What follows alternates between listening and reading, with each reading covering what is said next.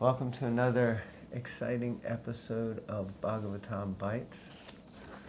And we're inside because it is freezing outside. Winter has come, and I don't know if we'll be doing many more outside readings this year.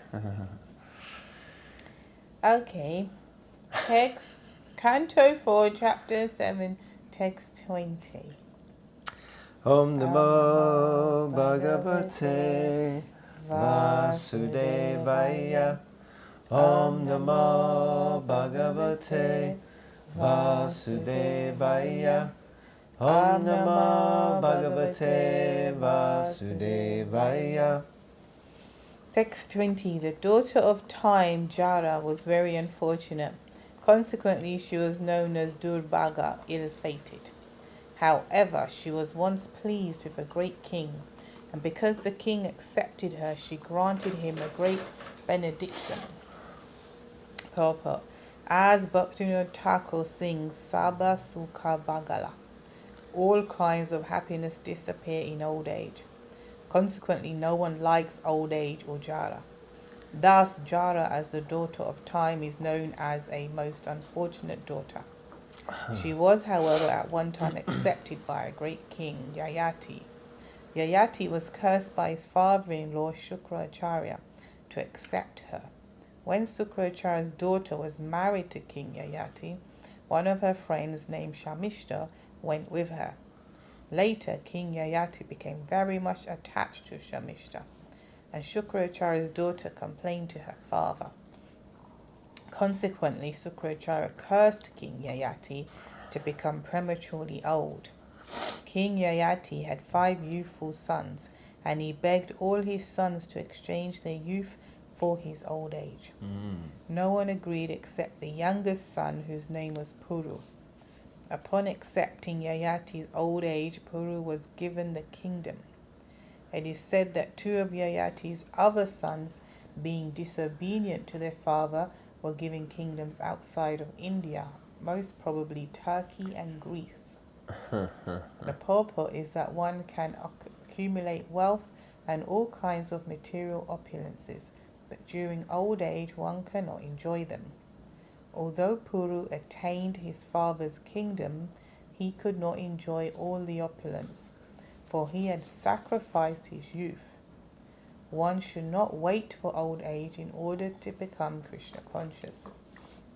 Due to the invalidity of old age, one cannot make progress in Krishna consciousness, however opulent he may be materially.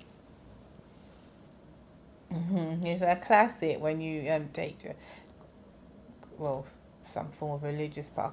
I don't know, especially in Indian families, it's like it's not for the youth type thing. You know, when you get older, I'll go on yatra. They always say that, the old people, I'm going to go on all the yatras, and you're expected to, meaning, that's when I'll get serious. And it's such powerful points that Prabhupada's making, that as you get older, you realise, even in my young old age, I'm old but young old, and it's like, it's not easy. At least by the mercy of Krishna and Prabhupada, I've attained some level of focus and sadhana, some that I can therefore at least maintain that going into old age. But for sure, I don't know if you know how. I'm not saying people don't take to it when you're older, but you have other distractions to do with the mind, forgetfulness and just general, because say depression, you realize, wow, I'm getting old, oh my God. Apart from what to speak of all the physical ailments, it's like every other day I'm like, when did that start to hurt? Or why does that feel like that? Or what is that? It's like, what is going on? And when you have a good day, when you're feeling buoyant, you kind of take the win, and then you forget. You think, that's how it used to be, like a fleeting moment in my youth. But now it's just like, I hope I can get through this day, man. I've got 2 things on the agenda, I hope I can get through it. So it's powerful points, It's not the time to be thinking about making progress or taking to it, a powerful point where it ends. However opulent you may be materially, so it's not about. Anyway, I live in this nice big penthouse, or I've got a lot of money. I can pay for my healthcare or whatever. Don't matter, does it? It don't matter. You still have the same wonderful glories of old age, even if you may make it look better due to plastic surgery or whatever. Still going the same way. Yeah, you can. Sorry, are you done? Yes. You can try to enjoy, but you can't. We were just hearing something somewhere. It's like the outside may change, but inside you still feel the same. I often tell the story that my grandmother, when she was about to leave her body, I remember asking her, "Grandma, how do you feel inside?" And she said, I said, "How do you feel?" And she said, "Inside I feel like a 16-year-old girl." She said, "But outside, this body won't let me act like a 16-year-old girl." And I thought, wow, that's a serious level of realization. But so we may continue to feel youthful internally because the soul is ever youthful, but externally the body is basically done. Actually, I found this quite deep, and I just wanted to dive deeper and deeper into it. The whole story of King Yayati, which is in the 9th canto, so we've got quite a ways to go. And Puru, his son, who took on his old age and accepted the kingdom. Now, Prabhupada doesn't get to it into the purport so much, but I think part of the agreement was, if you take on my old age, then you can be the ruler of the kingdom. And then I'll retire and try to enjoy with, who was it, Sharmishta. Yeah, Sharmishta. And that's the 9th canto is very, very intense canto. But yeah, this whole pastime of King Yayati and Puru, and Prabhupada just nails it down. Like you said, people work very, very hard their whole life to retire. It's like life begins when I retire. And I remember my grandparents, again, on my mother's side, and they worked so hard the whole life, and they had all these plans for when they retired. And then as soon as they retired, they both wound up getting very sick not long after. My grandmother passed away. Then my grandfather was alone, and then he was trying to continue to enjoy. I can't remember if he got remarried or connected with another lady, and that was like he was in his late 60s, early 70s. And I think you remember Eni? No? Okay. Never met someone called Eni. Okay. And so anyway, then it became like a whole bizarre kind of thing. Just trying to enjoy in old age, it's like grasping for the pleasures of quote unquote youth, the life that we had when we were youthful, and just having to face and accept mortality, that basically it isn't coming back. This is the end of it, and am I really prepared for death? And actually he wasn't. My mom was with him when he was passing away. She was kind of caring for him, and he was just always grumbling and complaining and moaning and dissatisfied. And he wasn't well off at all. I think really owned a house and a little bit of land or something. But he was always saying, worked so hard all my life, and all my money is now going to go to my children. They're just going to enjoy everything. It's like, what is up, old man? It's like, what are you going to do with it anyway? What did you think you were going to do with it? But that's it. That's the illusion. The material energy is so illusory. It just convinces us Who is it? Oh yeah, Radha Bhakti Devi. She played that video yesterday. You remember that video? That was powerful, wasn't it? Um, yeah, I think she said Chandramauli Maharaj played it. Someone asked ChatGPT if I were the devil and I was going to convince people to go away from God, how would I do it? And the thinking is that you might get the devil to try to convince you that God is bad and he's good, something like that. But ChatGPT went on to say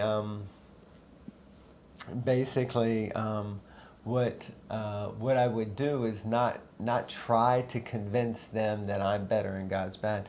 I would just distract them with like mass media and pleasures and different things to just not get them to think that God is bad and I'm good, but just to forget God. And that's the whole thing. We just live in the material energy, completely illusion. It was quite powerful thinking. So like that.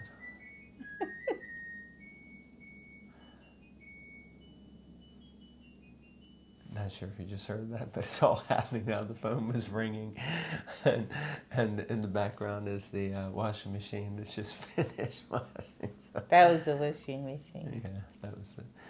Okay, next one. We'll read one more. Let's see. Yes, please. Text 21. When I once came to this earth from Brahma Loka, the highest planetary system, now who is speaking here anyway? Gopal Kumar. No, we're not in Srimad Bhagavatam. Read that. See, she's caught up in the other book we're reading. I think this is Narada Muni speaking. Yeah. Yeah, Prabhupada says Narada Muni.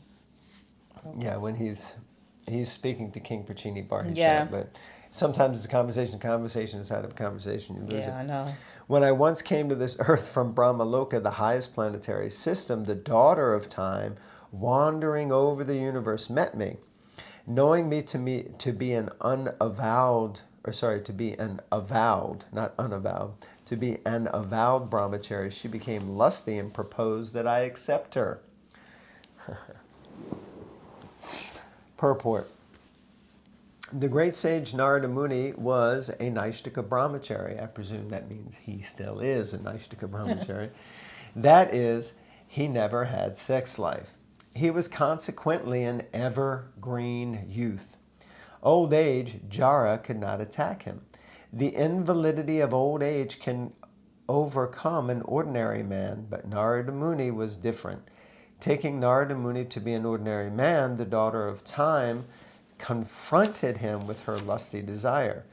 It requires great strength to resist a woman's attraction. It is difficult for old men, what to speak of young.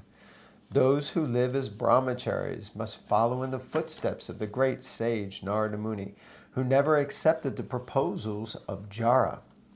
Those who are too much sexually addicted become victims of Jada, and very soon their lifespan is shortened. Without utilizing the human form of life for Krishna consciousness, the victims of Jada die very soon in this world. Now, of course, Jara means old age, and it almost seems to imply here that if you live life in an incorrect way, then Jara comes more quickly, or you don't even get to Jara, you just get Mrityu, which is death. So Like you exhaust your batteries. you exhaust your batteries, yeah. So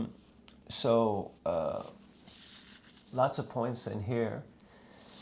Prabhupada specifically speaking about the brahmacharis, those who are trying to follow celibate life, and for them, they can kind of theoretically, the ideal is that through semen retention, that one remains very youthful.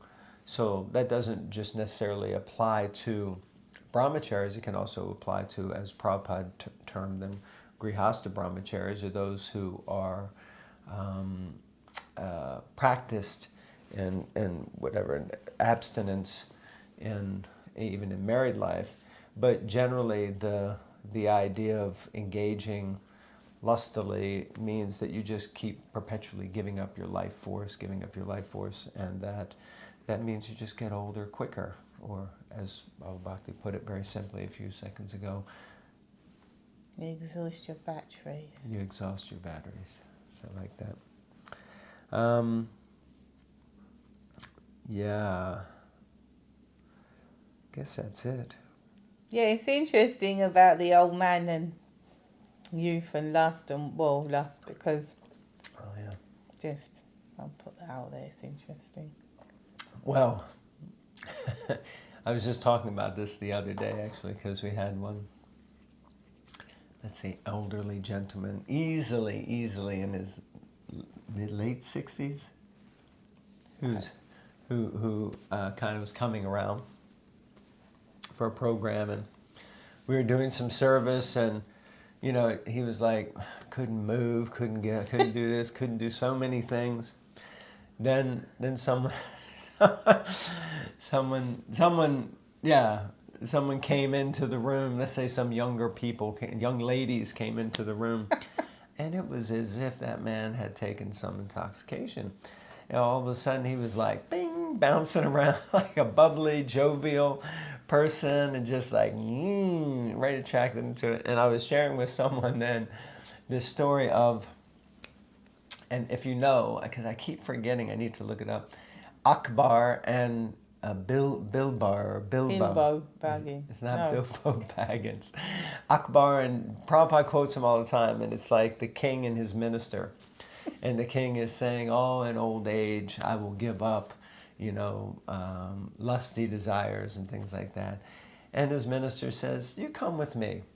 And we're going to the hospital to visit one person from your community. But please bring the princess with you. And he's like, why would? He said, just do it. So they went to the hospital, and this old man, lying in the bed, literally days on the edge of old age, death. He was in old age, but he was on the verge of death. And as soon as the king entered, and it's like his whole retinue is there, and the guy's lying in the bed like, yeah, whatever, okay, Jai King. But then as soon as the princess entered, the man was like, oh, he was like sitting up in the bed and like all attentive. And the king was like, what is up with that? And then the minister explained to him that like even in old age, on the verge of death, still that attraction is so strong, that energy is so potent that one rises to that. Actually, it's reminding me of, I'm listening to the Your Ever Well-Wisher kind of abridged Leelamrita audiobook. And, oh God, what were they called? They were called the Thugs or something like that. The Thugs. Or Suggs. Thugs, I think it was. They were like a popular band in New York in the 60s when Prabhupada was preaching, and connected with Timothy Leary and Allen Ginsberg. And I think Allen Ginsberg brought them. And they were known for like crude lyrics and their promotion of free sex and everything. And Prabhupada didn't know that. They were in the audience at Matchless Gifts, and Prabhupada gave this kind of class and somehow he just honed in on giving up sex life and how sex life was the binded chain that binds us in the material world. And at the end, they left, and they never came back.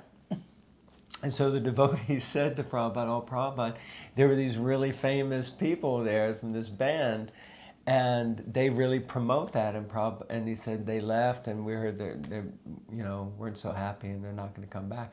And Prabhupada said, I cannot change the philosophy to suit these people, to suit you Americans.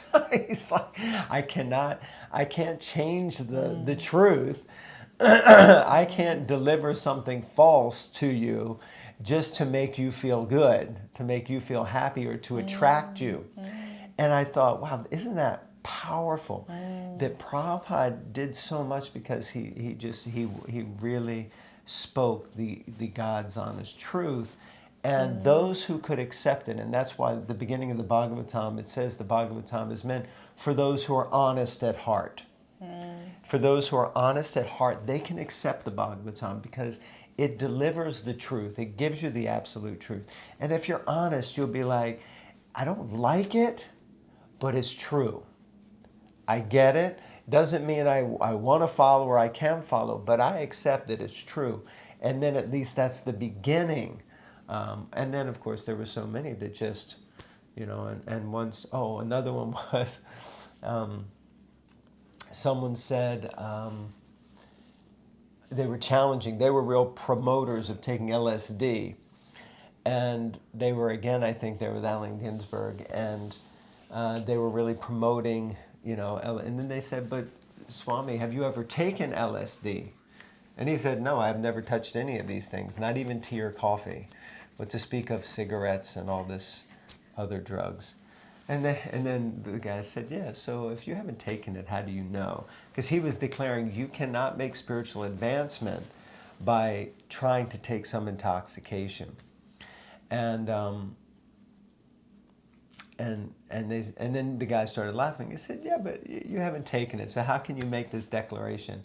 And Prabhupada said, I don't need to take it. All of my disciples have taken it, and they have all given it up. They've all given up, and they've come to me because they're experiencing something higher. And then I think he said to Hayagriva or someone, you tell them. You're better situated to tell them why this will not give them. And then that's when Hayagriva said, basically, no matter what drug you take to try to elevate yourself to a spiritual consciousness, you always have to come down. And he said, and that means it's not permanent. But a spiritual high is permanent, and there's no come down. So there are no more come downs. And after that, it became a whole thing, and they created this chant, Hare Krishna, stay high forever. And some devotees weren't into promoting it in that way, but Prabhupada said, no, this is good. If this is how they can understand it, then let them know that yes, if you take to spiritual life and Krishna consciousness, you'll stay high forever, and there is no more come down. So anyway, so many wonderful things. Prabhupada was just right in the heart of New York City in the beginning and middle and end, really, of the whole hippie generation, the free sex, free love, drugs, rock and roll, all these things. And he just preached the truth. And those who were honest in heart, they were able to take to it. Sorry, I just rambled on a lot. Yeah. Okay. All right, thank you all very much. We're feeling the effects of old age now. Time has moved on. Jada. Hare Krishna. Time has clearly moved on. Srimad Bhagavatam ki Jai. jai.